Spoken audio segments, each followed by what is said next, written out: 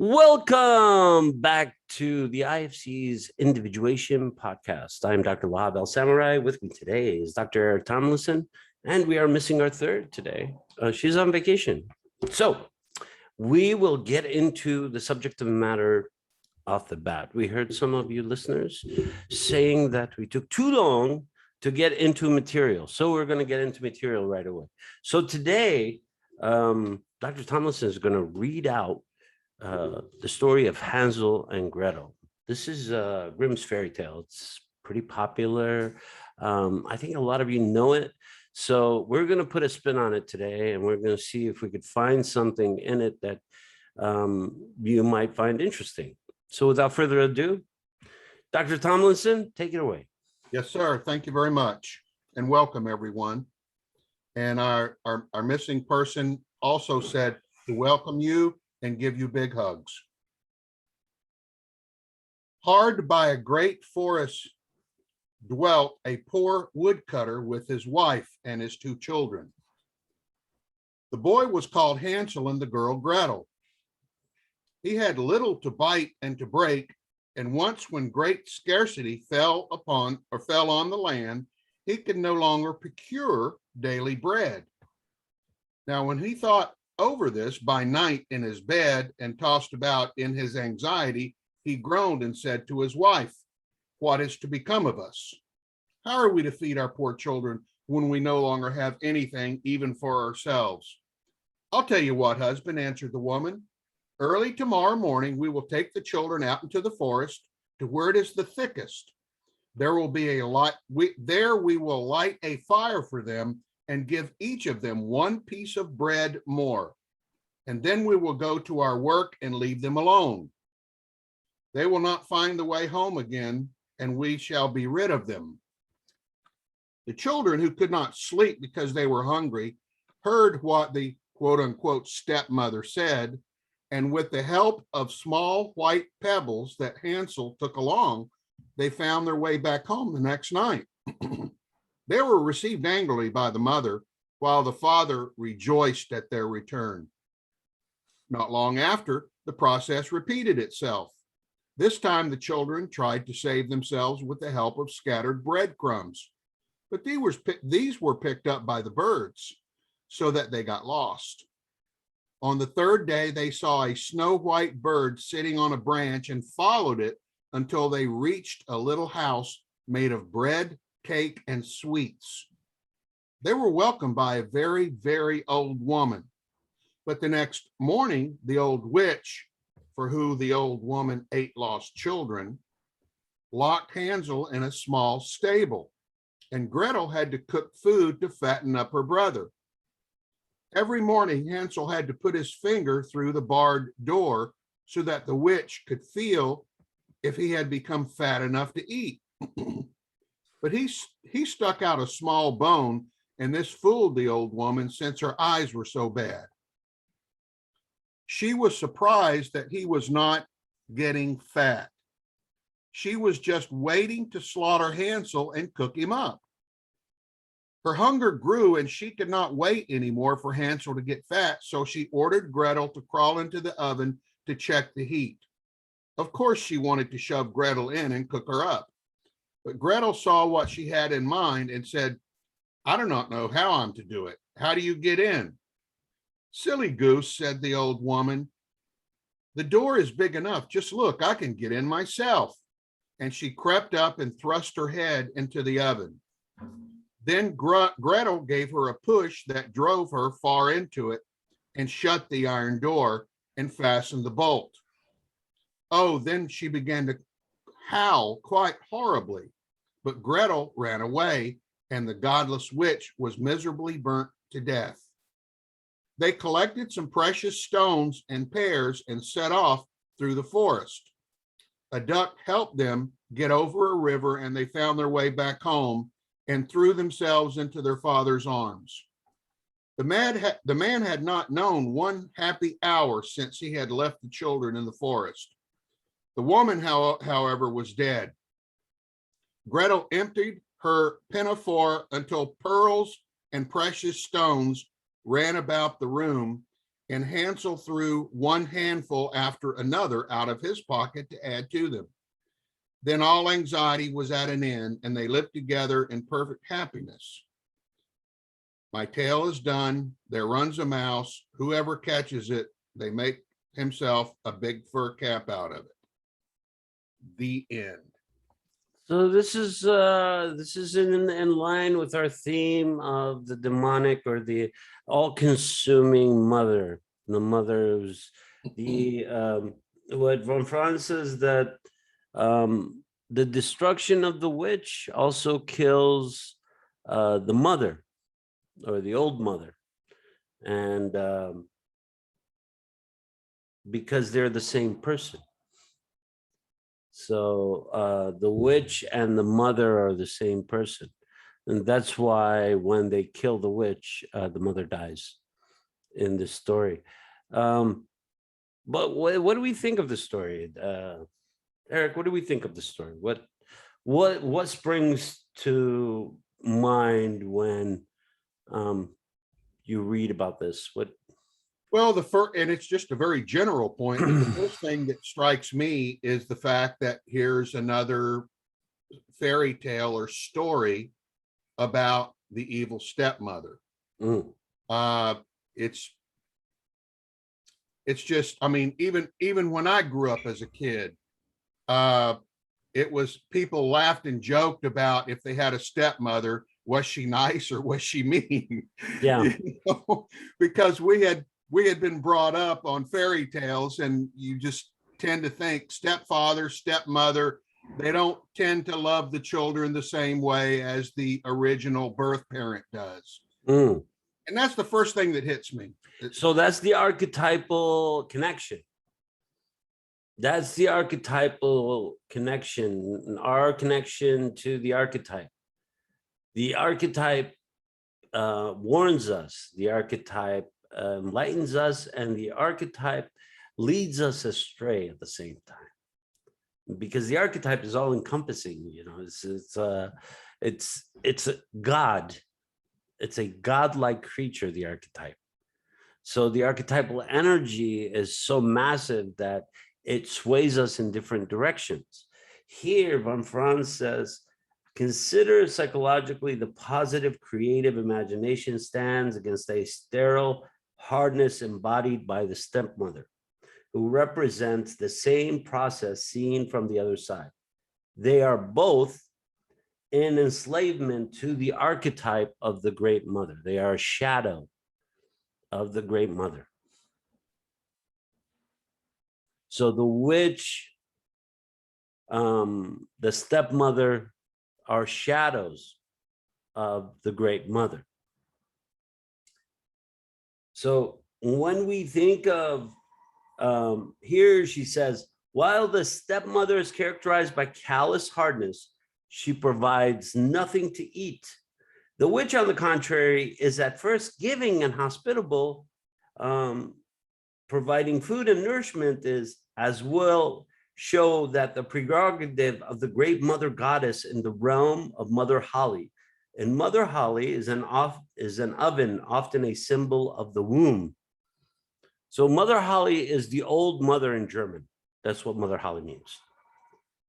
Full of baked bread, an apple tree full of ripe apples, and in her house every day there was boiled and fried food.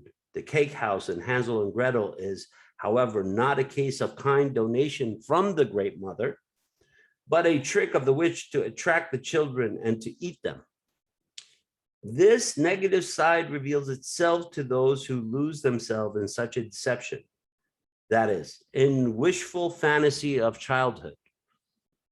And this is the perpetual the perpetual blade of innocence. So why do I call it a perpetual blade? Because innocence has to wake up. Whatever you're innocent about, you go into a situation, you wake up from it. If you remain innocent, even after exposure, you get cut by this blade. Innocence itself cuts you. It becomes the blade that is holding you back. So this is why we need to kind of grow up or evolve and change, become more conscious. The negative side reveals itself to those who lose themselves in such deception, that is, in wishful fantasy of childhood. And so they tarry into the danger of being eaten by the unconscious. So the symbol of the oven is also the symbol of the unconscious. The burning of the witch symbolizes transformation. By Gretel burning the witch, Gretel becomes a woman. And she has confronted the shadow, which is the witch, which is the stepmother. So these are some of the themes that we're holding in the story. Eric, what do you think? You have a look. Yeah, because it's just recalling a couple of instances from my own childhood where two of my friends, this is when I was like in junior high, two of my friends, one wound up getting a stepfather, the other wound up getting a stepmother. And the stepfather, even though we're talking about a stepmother here, but there's a parallel. The stepfather was just kind of mean and nasty to everybody except the woman, except the wife, the one that he married. And in the other case, the stepmother fawned over the kids in the initial stages of her relationship with their father. And then once married, kind of became distant to them and only focused on the father. And so over the next 3 to 4 to 5 years, I was with friends. And of course, they talk about this stuff with their friends. And I watched them go through feeling very powerless, feeling very taken in and tricked and deceived. Because when anything negative came to fruition, the step parents would always talk their way out of it. And then as they became older, in their teenage years, mid-teenage years, they started rebelling. And you started seeing they weren't at a point where they were to push their wicked stepmother into a oven, but they sure felt like it, and they sure said things like that. It was in their heart and mind. And so you could see them growing up right before your eyes, learning that this is not something that I should accept in my life, no matter what. And then as they got older, the boys stood up to them, and one of the sisters ran away with another man as soon as she had an opportunity to leave the house. So in the fairy tale, Hansel and Gretel, one cannot consider the evil stepmother generally as only a negative aspect of the great mother. She says, this is what Van Franz says, she also is a part of the anima, the soul of the father, as a wrong or evil spirit that takes possession of him, drowning out his original being with her evil whisperings.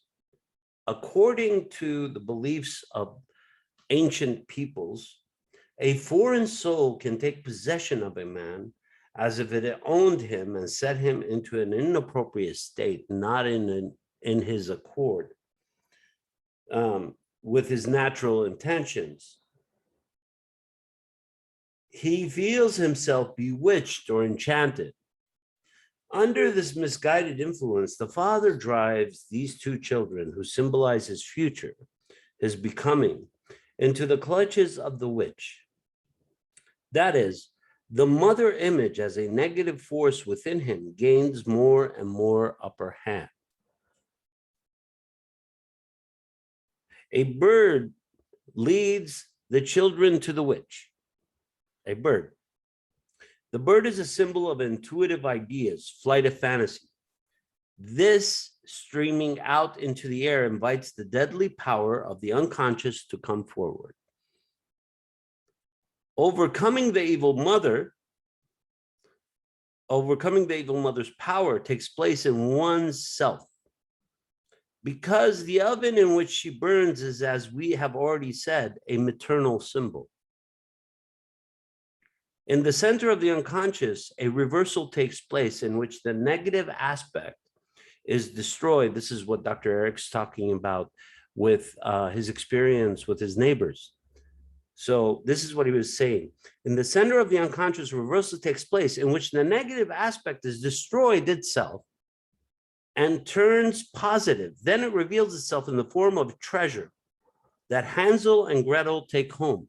So both of his examples, they run away, right? What Hansel and Gretel do is run away. That the stepmother dies at the same time is based on an old Germanic idea, also found elsewhere, that when a witch spirit is destroyed in whatever form she may take, the human shape that the witch has embodied is also affected. Did you understand that? Did you get that? Yeah. Yeah. The state of being bewitched ends with one stroke, and the unconscious life enhancing effects can work anew. This is just like healing, right? You know, it's like when somebody's healed. The children are carried back over the unaffordable waters by a white duck. Again, this represents a completely symmetrical reversal of the initial luring behavior of the white bird. So also, there's evil in white and there's goodness in white. So there are also opposites within the color itself. That's a good point. Symbolically, the same thing is true with black. yes, with all colors, there is a duality. Yeah. Like black can represent death. It could also represent power. It represents many different things. So this tale portrays the transformation of the mother imago. So what the Jungians say, and I think we didn't get into it as much as we should have last time. Yet the mother imago is the idea of the relationship of the mother. That's what the mother imago is. The idea of the relationship is the internalized idea of the relationship that we function from, that we base our beliefs from. And it can sure change over time, and oftentimes does. Yes, especially if it was unstable. If the mother imago's image, the mother imago is unstable, that image changes over time. As you integrate more, as you become more aware of self, as you become more aware of other, that image changes. Your understanding of it changes. So she says, and sometimes maybe we can get to this point later on, but go ahead. But just off of what you just said, sometimes it's easy for people to take that kind of in a runaway fashion. And what I mean by that is their view changes, but they're projecting some stuff onto it that really shouldn't be projected onto it. In other words, we can make the mother imago worse than it really is. So I wanted to, yes. So in fact, I have a kind of an interesting, ironic, another example, because there was another friend about the same time got her mother died, his and her mother died, their father remarried, and this woman, this stepmother, was just fantastic. Yet in the beginning, a lot of people threw that stereotype onto her, and she had to work through it and prove herself to those around her that she was going to be a good mother and a good parent. And she turned out, and in the long run, people wound up thinking, wow, the friends did, not the original children.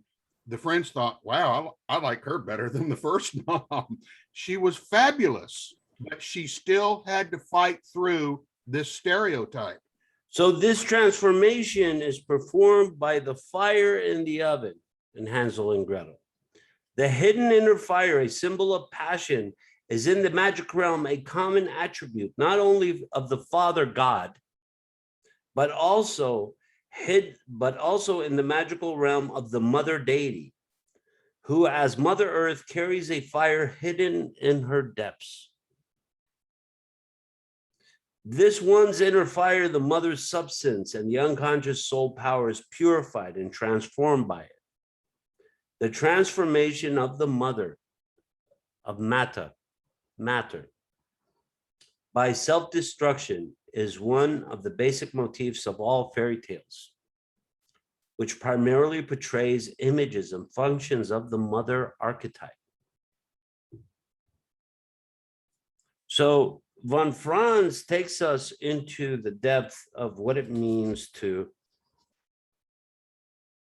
understand the Great Mother, to understand the aspects of the shadow of the mother, to understand what it is to transform within the mother and to transform within the unconscious. So,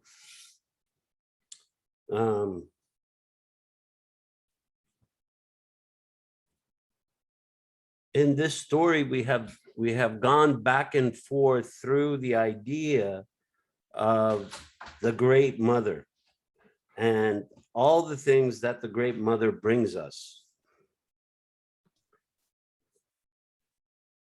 She says, the stories we have examined here presents us with the image of the Great Mother as she appears mirrored in the male soul.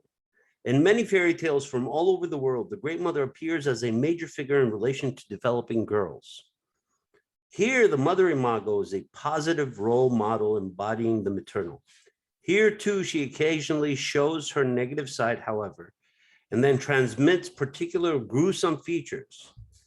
The German fairy tale, Frau Trude, where, like in The Great Fool from Kozenia, the mother figure appears with the male companion, shows impressively the dual nature of this archetype.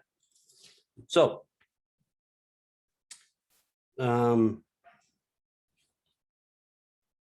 let's read the story. Once upon a time, this is page 257 if you want to follow along. Once upon a time, there was a small girl who was strong-willed and forward, and whenever her parents said anything to her, she disobeyed them. How could anything go well with her? One day she said to her parents, I have heard so much about Frau Trude. Someday I want to go to her place. People say such amazing things are seen there, and such strange things happen there, that I have become very curious. Her parents strictly forbade her, saying, Frau Trude is a wicked woman who commits godless acts. If you go there, you will no longer be our child. But the girl paid no attention to her parents and went to Frau Trude's place anyway. When she arrived there, Frau Trude asked, why are you so pale? Oh, she answered, trembling all over, I saw something that frightened me. What did you see? I saw a black man on your steps. That was a charcoal burner, the woman said. Then I saw a green man. That was a huntsman. Then I saw a blood red man. That was a butcher. Oh, Frau Trude has frightened me. When I looked through your window and could not see you, but instead saw the devil with a head of fire. Aha, she said. So you saw the witch properly outfitted. I have been waiting for you and wanting you for a long time. Light the way for me now. With that, she turned the girl into a block of wood and threw it into the fire. When it was thoroughly aglow, she sat down next to it and warmed herself by saying, "It gives such a bright light." Fraudtrude's gruesome features are drawn in labyrinthine lines. Her answers are so matter-of-fact that the girl succumbs without resistance to the devilish fire, an image of the red coals in her soul. Fraudtrude is particularly incensed that the cheeky girl has seen her witch aspect. She reacts in a peeved and angry way, just like the devil in The Godfather. This is similar. In The Witch Doctor McConnell, the Arawak of South America depicts the Great Mother as the Death One.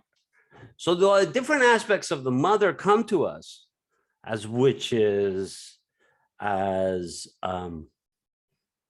hermits, as not childbearing, stepmothers. The stepmothers are considered symbolically as mothers who can't be real mothers. This is what the shadow aspect of the stepmother is. She is replacing the original, right? So she's not the real mother is always the question. Are you the real mother? So then the question arises is, what is the mother? Who is the mother and what is she? Right? So that's what we have to deal with all the time, because the maternal is in both male and female. We both carry it. We both carry that because we've both been carried in it. We're both part of it. We come from the Great Mother. The Great Mother bores us, feeds us, takes care of us, clothes us. A lot of the institutions are symbols of Great Mothers. The Army is a symbol of a Great Mother. The Air Force, the Navy, the Armed Forces, large institutions, companies.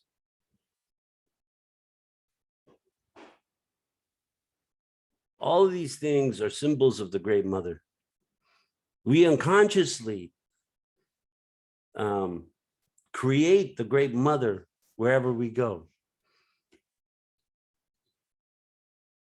We seek her out. Have you ever felt like you wanted to take care of an older woman or an older person who needed help? Did you know where that came from?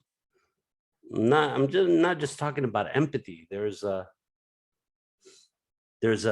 archetypal push in that vicinity. Yeah, it's almost like a drive. It's almost like an instinctual drive. Yeah. It's the same when we like carry children, when we hold babies, and how elated we become. Why do we become elated when we hold babies? I mean, they're smelly, they crap on themselves all the time, they're puking out of their mouth. What is that? But this is instinctual. It's protective. It's protective of the species. So every time we see a baby, we become very protective of the baby. It's instinctual because they extend our species. So when you change, when that symbol is sacrificed or tainted or transformed into something evil, then you have to transform it back. So in Hansel and Gretel, it's transformed back from the oven.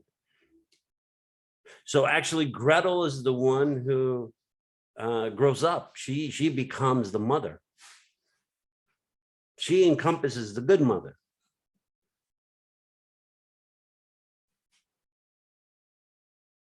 By being able to face the shadow, she is able to become part of the Great Mother. Very many different aspects of the Great Mother, as we know. And what we have learned from this chapter, and is still quite in depth, but what we learned in all these stories is that Nothing is simple as it looks. Everything has many different sides. The archetype is multifaceted. It's almost like you're walking into a hall of mirrors within the archetype. So 1 minute you see yourself tall, 1 minute you see yourself small, 1 minute you see yourself angry, 1 minute you see yourself huge, 1 minute you see yourself.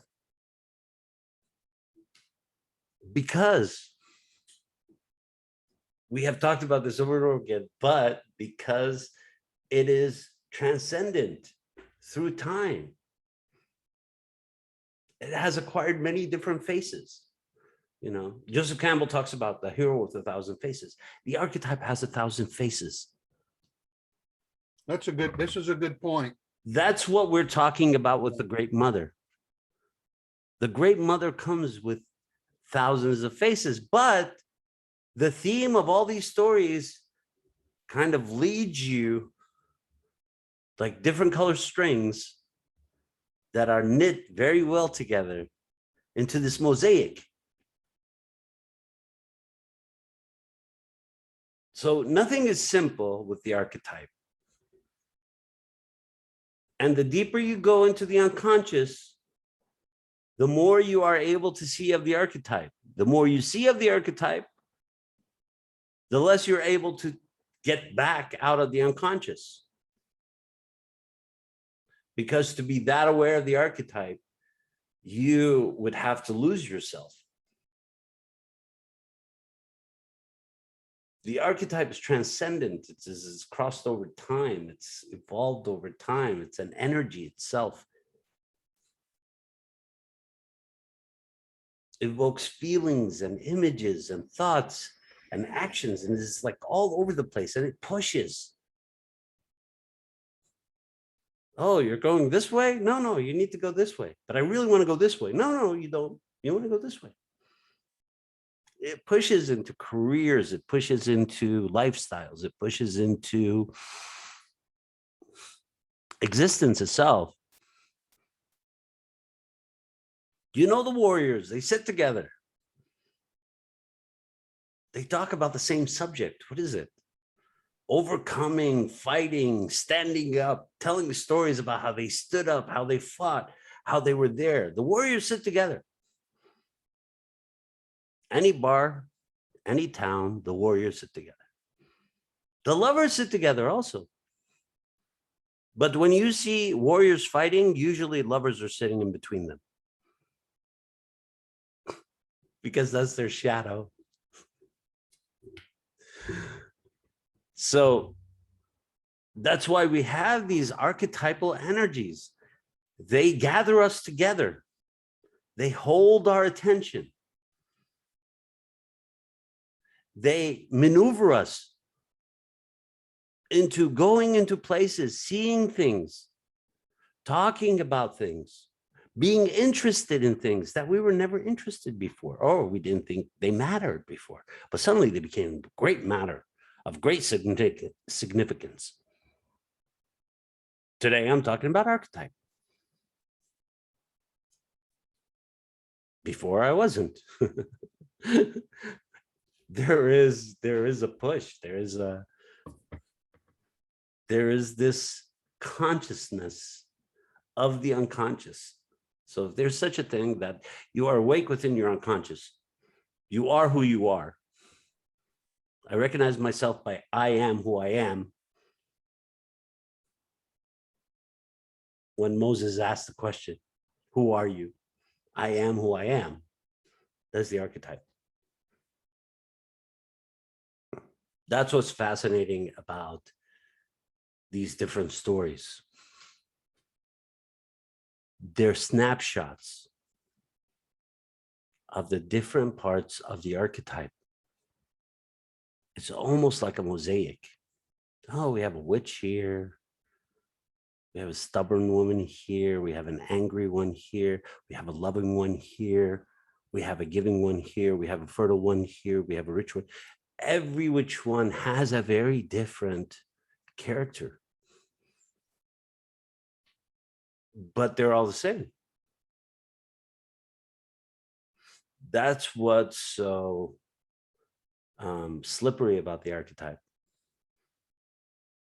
True, it has 1,000 faces, but it's one. That same 1,000 faces is one. That's why we always go back to the number one, why number one is so important. It's a consciousness. One, we become conscious. Zero, we're still unconscious.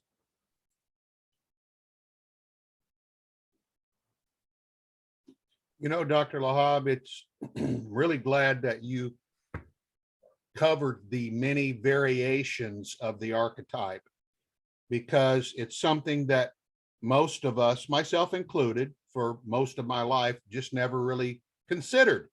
It was one or the other. It was one end of the spectrum or the other end of the spectrum. Either my parents are good and I really love them, or they were jerks and a-holes and I can't wait to get away from them. And I never took the time until I was older to start explaining all of the differences within them, not just the extremes, because they had both, just like all humans do. All humans have good and bad aspects, but most of their self lies in that spectrum in between. I was, and it's real easy, like I did with my father. You know, I hated him until I was in my 30s, and because he was a 6'2", broad-shouldered, violent alcoholic. And there was a lot of physical abuse involved. And it wasn't until I was in my 30s, mid-30s, when I went on an outing and for 10 days, and this person had me go up on a mountain above the city of Santa Fe and had me, she gave me her bow and 4 arrows and 5 sheets of paper. And she said, I want you to spend all day up on top of that mountain. Now, her place was near the mountaintop. It only took me an hour to climb up to get to the very peak. And she said, I want you to write down every single thing that you hate about your father. And I did. And I made 4 copies of it. She said, then I want you to take one and put on an arrow and fire one to the north, fire one to the south, fire one to the east, fire one to the west. And the other one, I want you to dig a hole and put it in the hole. And then I want you to cuss it. I want you to get angry. I want you to spit on it. I want you to pee on it, whatever you desire to do. But she said, you have to understand what this has done to you. And so I did all that. This was an all-day process. And then it finally hit me, things that I had completely forgotten.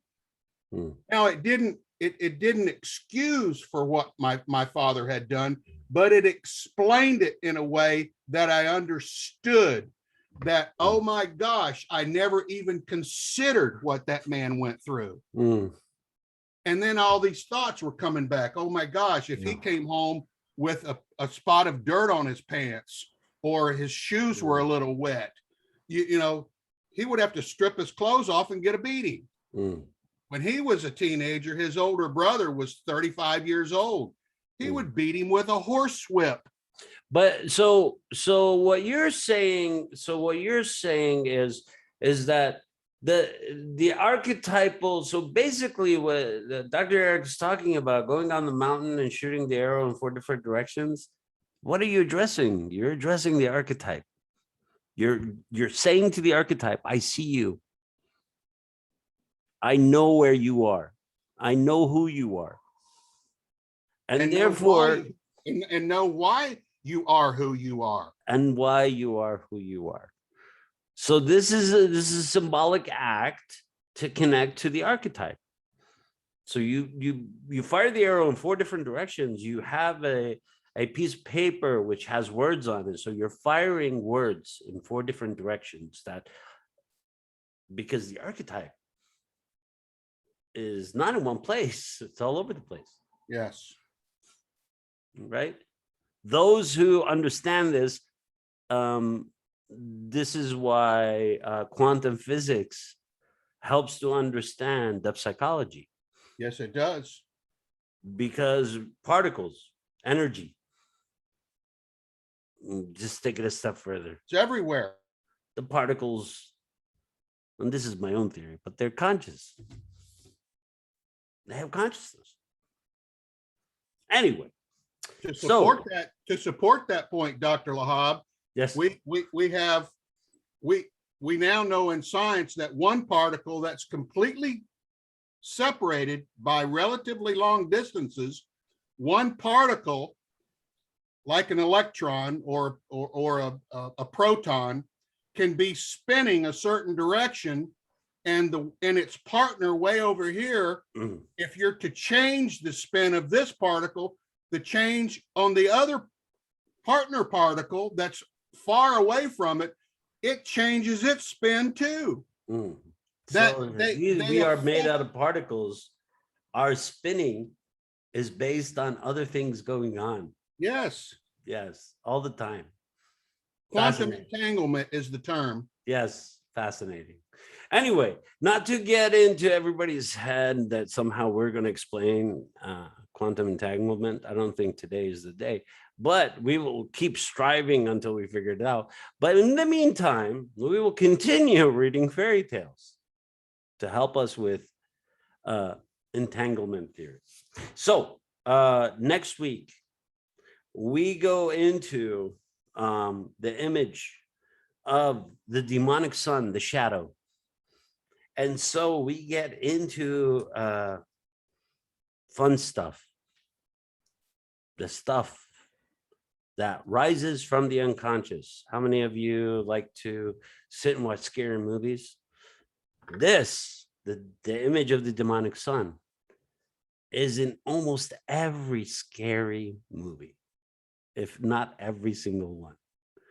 So if you like watching scary movies, if you like the characters of scary movies, if you like Freddy, if you like Nightmare on Elm Street, if you like the new ones, I don't know, Saw, whatever, we are talking about the original shadows. These are the shadows in stories before there was gruesome images on screen.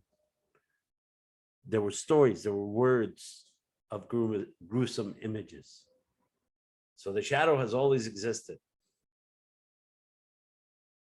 So the image of the demonic son and the shadow.